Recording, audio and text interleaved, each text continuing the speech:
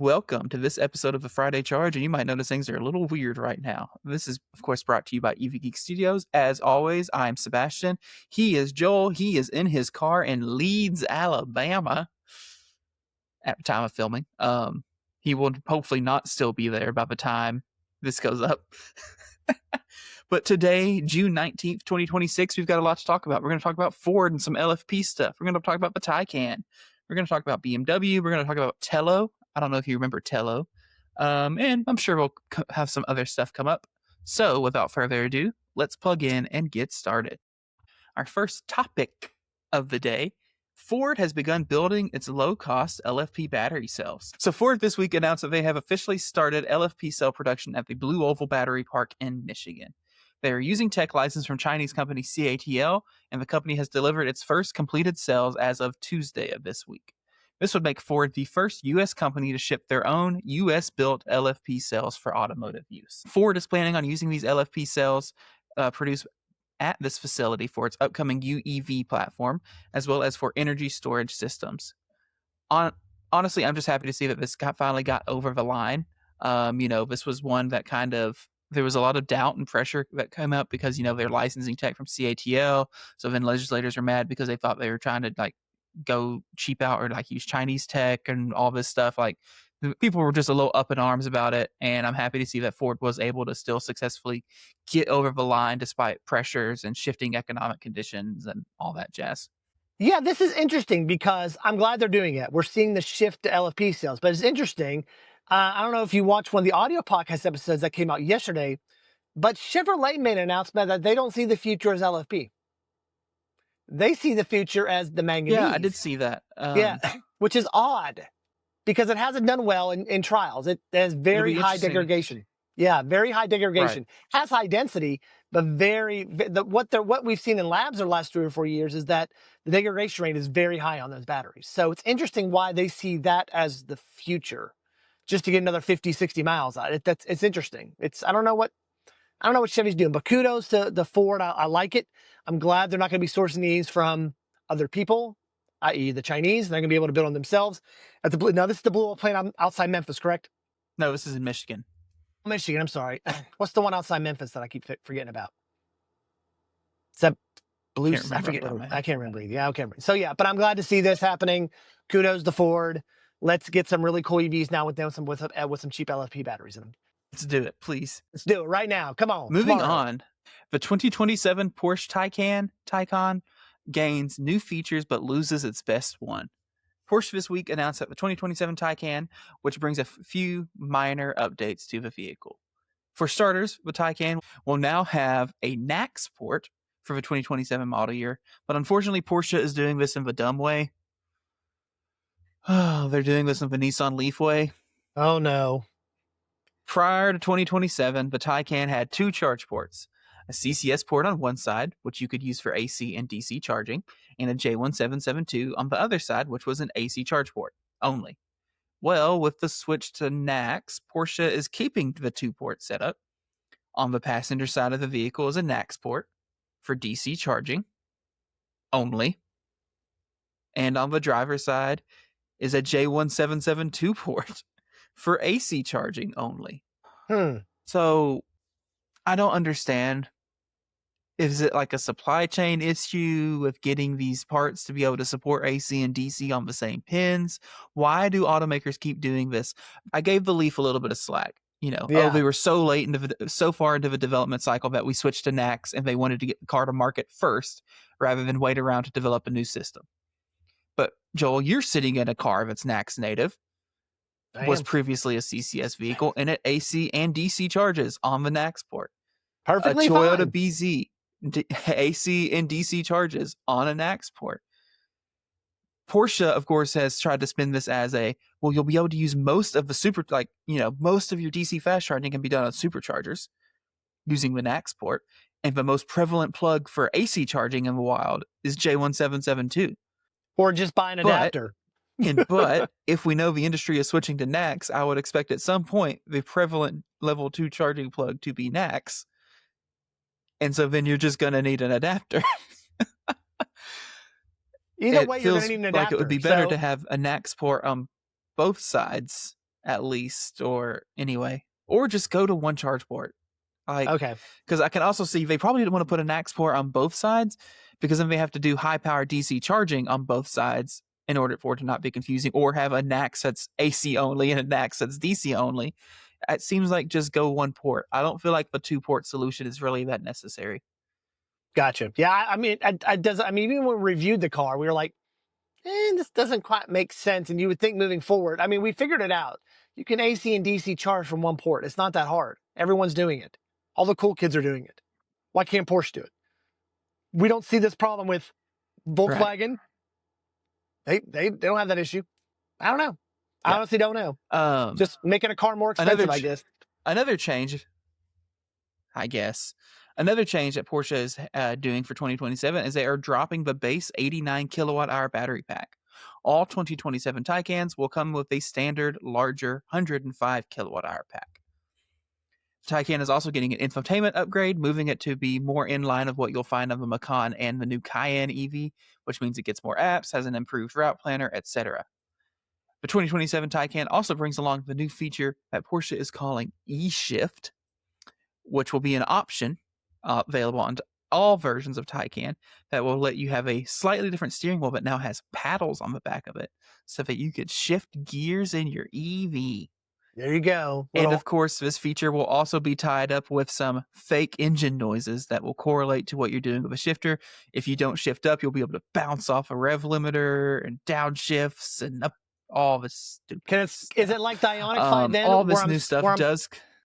Is it like the Ioniq 5M where I can pull like 8,500 RPMs in second gear and you listen to it squeal? Yeah. Yes. Yeah. Which I think is really funny because Porsche, one of the executives in an interview said that after driving the 5N, they realized like there was a lot of stuff they could have been doing. And it's funny now that they're adding this. It's like, oh, that's what he was talking about. He was specifically enamored with the fake sounds. All of this new stuff does bring a small bump in price. The Taycan will now start at $111,900 instead of $105,800. But considering before now the 105 kilowatt-hour battery pack was a $6,000 option, it pretty much means it doesn't cost anything extra. They're just getting rid of the base model is kind of how I see it, which makes sense. So I just talked about all this new stuff the Taycan's getting for better or worse. What did it lose? Well, it lost its best versions. For 2027, the Taycan will no longer be available in the Cross Turismo or Sport Turismo versions, meaning the Taycan wagon is dead. R.I.P. R.I.P. I'll drink to it. I'll drink some water to it. There we go. I was like, "You're driving a car. Please don't drink." I'm not. I'm sitting. I'm or you will be driving a car. I'm charging. I was like, "You will be driving a car." So totally off topic. Guess how many kilowatts a Kia EV9 pulls at 95%? How much? 34 kilowatts. I know the answer. I have a charge curve. Yes, 34%. Or 34 kilowatts at 95%. Nice. The BMW iX3 is off to a hot start. After starting deliveries overseas in April, the iX3 is currently outselling everything in its class. BMW has now sold over 10,000 vehicles to customers and has collected orders for over 50,000 vehicles. With US delivery slated to begin soon, I'm very curious to see how this number grows or if it kind of stagnates or anything, because in the US we are also about to get a bunch of other similar price luxury SUVs such as the R2, the EX60, we have the Lyriq, we have the Vistic. We're kind of getting in that point where it's going to be a bit of a crowded segment, honestly. And I'm just curious to see how the iX3 then holds up with everything else that we'll have. And on the subject of BMW, i3 orders. Riding on this momentum from the iX3, BMW has announced that overseas at least, they will be opening the orders for its new i3 sedan as early as today. BMW is expected to open orders in Germany for the i3 First Edition, and then more orders will be open in other countries and other trim levels at a slightly later time. BMW is still planning to begin production of the i3 in August of this year. So these are two cars that I'm actually kind of excited about. They're still out of my price range. They're not really something I probably would buy for myself, unless at least not new for certain. But they're kind of, it seems like they're the first two that we've had in the US market that are kind of getting to the point they're trying to tip the scale, if you know what I mean. Having over 400 miles of range, 400 kilowatt charging, starting at a reasonable price for what you're getting. Like, it seems like they're almost kind of the first few that are really like kind of trying to nail everything. And I'm just excited to see if it has any impact on how the market shifts, because it seems like the EX60 will be doing a lot of the same stuff when it launches too. And I'm also excited to see how long it takes for this to then trickle down into the cheaper cars. Yep. I'm actually parked beside an iX over here charging. So nice. Yeah. So, yep. Hello. Hi. I'll wave. Yeah. So, yeah, this is cool. Like I said, we've done a lot of episodes talking about what BMW is doing. It's great. Hopefully their sales kind of take off here in the US. We don't see a lot of BMW, EVs on the road here, especially in Arkansas or in Leeds, Alabama. I just saw one though. So yeah, this is good news, and I'm curious to see how these sales are going to hold up. As you said, it is a crowded market, so we should see how it holds up. Yeah. On the subject of cars that are charging way too fast and hopefully are affordable-ish, Telo is going big. Microtruck EV startup Telo this week announced the peak DC fast charge rate for their upcoming tiny truck, and if true, this might be the best charging EV in the US market. Telo is claiming that their new microtruck will be capable of charging at up to 400 kilowatts. Now, we don't know battery size yet. That's going to be the big qualifier for if this is the best charging EV in the US market. The 400 kilowatts figure gets a lot more impressive if it's a teeny tiny battery. But I do imagine that this truck is not very big, so I don't imagine the battery would be very big. Telo has stated that they will be able to do 400 kilowatts because they're going to be using an 800 volt battery architecture. Telo has also wants you to know that this won't be a situation where it just kind of kisses 400 kilowatts and then immediately falls down. It's not going to be a Tesla charge curve, is what they're kind of saying there. Telo is claiming that the truck will be able to handle 400 kilowatts sustained. They've not announced any actual charging time, so who knows how long it will sustain. But that's what they're claiming. And since I know Telo is probably a bit of a rare subject around here, I'll give you kind of some of the specs they've given us so far. So they're touting 260 to 350 miles of range, which is a pretty big variance. It's like two different battery packs. Is it like all-terrain versus street tire? How is this happening? It's going to be 152 inches long, have 5 seats, a 5-foot bed, and a base price of $41,520. We'll see about all that. I can see better now. I just put, in case you're listening on the audio podcast, I just had to put my glasses on. He had an article up here and I couldn't read a dang thing on the screen, so I had to put my glasses on. It sucks being old. So yeah, this is really cool.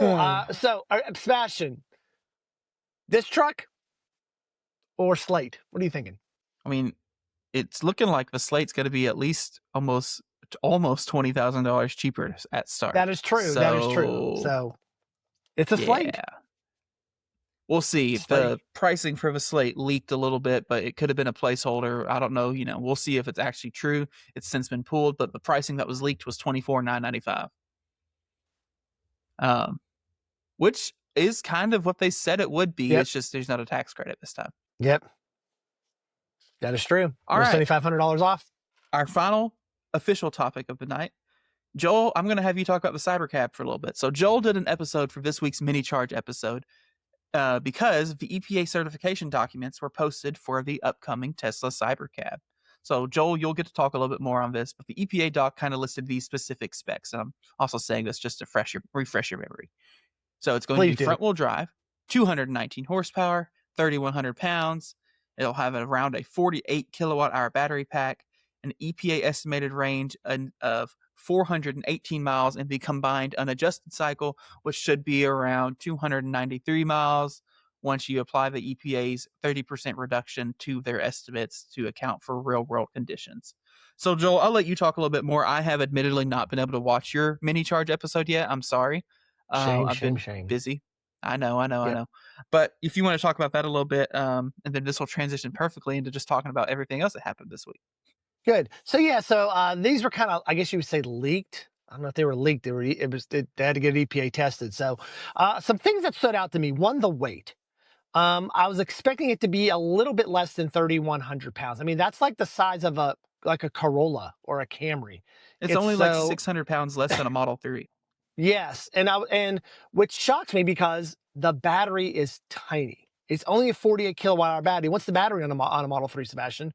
It depends, but the long range I think is 80-ish kilowatt hours. Yeah, so we're talking. Don't quote me. We're talking, half the size of batteries in this car.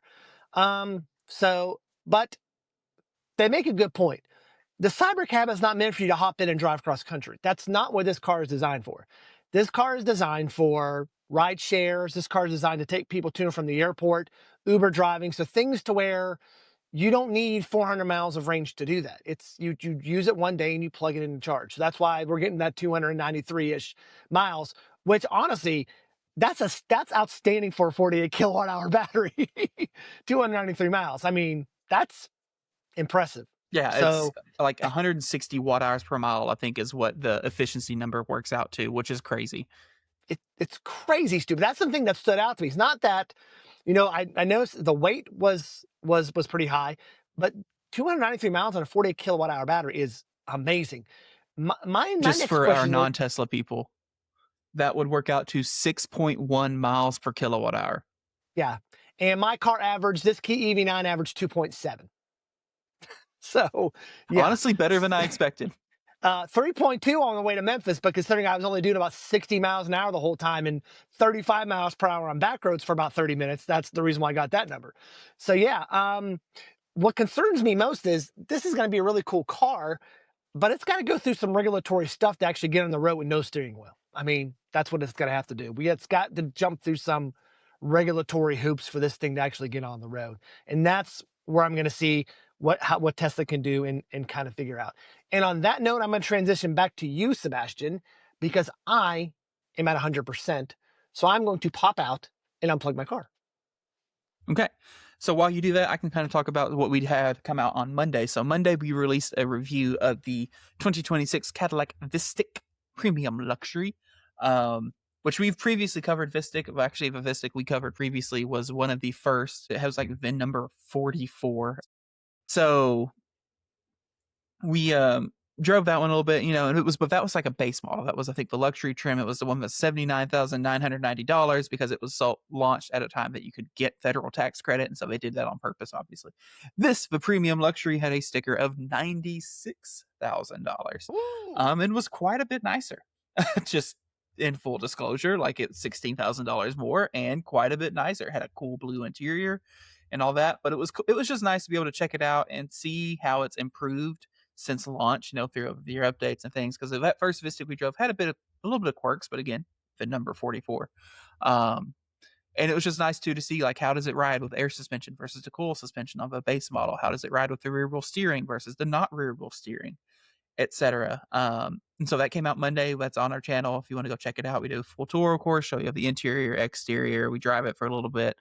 All that jazz. If you've seen our reviews before, you kind of know how they go. Joel also released 2 more audio podcast episodes this week, right? Oh, yeah, a full tilt. Story?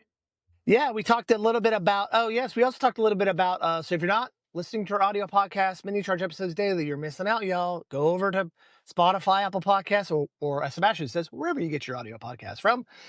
Monday's episode, we talked about how, Hyundai is creeping in on Chevy's number 2 spot. So, in EV sales. So if you look at the sales, they were only about 1,000 behind for the month of April. So I think it was like 4,500 for Ford and 3,700 for Hyundai. So they're close. But what surprised me most was the 225% increase for Toyota, which is now number 7 on the list for April. The 7th best-selling EV in America was a Toyota DZ in April. Now, that's something we would have talked about a year ago. And Subaru sales too are skyrocketing now too. I think they're up 60% or something like that. So, yeah. So that was one episode. We talked a little bit about the Cybercab. I can't remember what Tuesday's episode was about. Now that I think about it, I can't remember. So that's what we talked about. So yeah. So if you haven't, it's been a long day, y'all. I've been driving in rain and it's been a long day. So, and actually we got this. Let's talk about it. Tell us about it. So we started this morning. I'm recording along the way. It won't be a long video because I didn't record much while I was driving. I really couldn't record much. I had to have my 12-year-old son beside me get all the B-roll footage for me. Um, so we started out this morning at normal time. We left at 11 o'clock when my wife got home from work. No problems. Was driving along. ABRP. We're using ODB. Everything's great. When we get to detour up ahead. I'm like, we probably have to get off a couple exits. And we do, no problem. So it was like a 15, 20-minute detour, which is fine. We get back on, and it's the last hour and 15, 20 minutes was all bumper to bumper. There was no wrecks, no lane closures, no nothing. Traffic, and everyone's moving at 60 miles an hour, even the fast lane. And it was just brutal. So literally 2 hours and 52 minutes to get to Memphis, which is usually exactly, from my house to the river is exactly 2 hours. So we did that. We stopped at South Haven. So Kia's EV9 navigation routed me to Tesla the entire time. So we stopped at a newer station in South Haven. Usually I stop at the Burger King one, but this took me to a Target one. Stopped there, 15, 20-minute charge.